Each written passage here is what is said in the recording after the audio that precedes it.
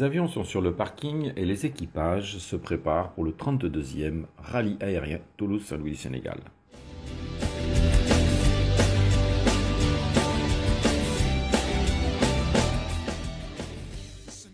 Passer à l'ouest de Barcelone,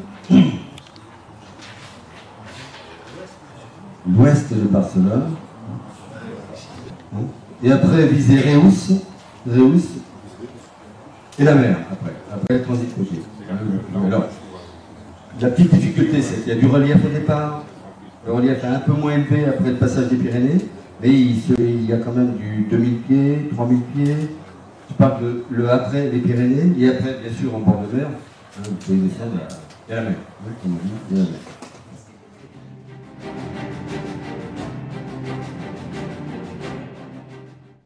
Départ de l'équipage numéro 14.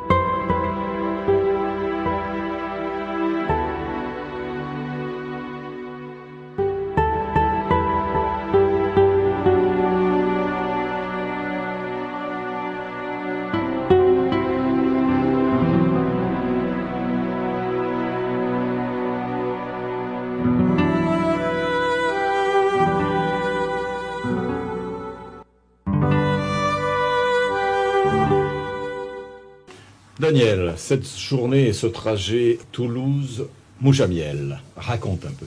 Alors c'était une journée qu'on avait prévue difficile sur le plan météo et qui en réalité s'est avérée difficile. Mais néanmoins c'est toujours ennuyeux de partir, de faire la première étape avec des conditions météo, des météos limites, ça a été le cas aujourd'hui.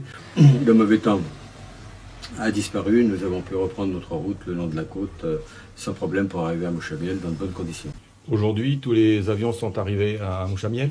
Alors non, puisque deux d'entre eux se sont déroutés, bien heureusement d'ailleurs, hein, ça fait partie des règles à observer quand on ne peut plus voler dans de bonnes conditions. Donc deux avions se sont déroutés, l'un à Lérida, au nord de l'Espagne, et puis l'autre à Sabadell, près de Barcelone.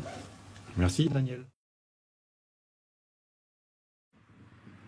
Jean-Jacques, aujourd'hui les conditions météo n'étaient pas terribles. Remarquez qu'on a eu quelques soucis, de la pluie forte, des mauvaises visibilités. Et là, s'ils avaient à l'époque les mêmes problèmes, et notamment Didier Dora raconte dans son livre qu'un jour il a été pris dans un type de temps exactement comme celui qu'on a eu aujourd'hui. Il a été obligé de s'éloigner en mer avec son Breguet 14 et avec une pluie très forte, et au bout de une heure de vol, il s'apercevait que son moteur tournait normalement mais que sa vitesse était très faible et il ne comprenait évidemment pas pourquoi.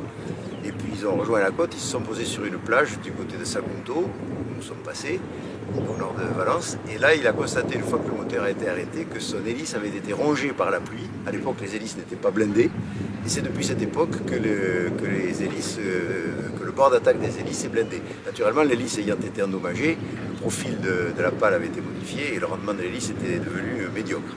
Voilà, c'est une anecdote qui montre comment les choses ont évolué en aviation depuis 1920. Merci Jean-Jacques.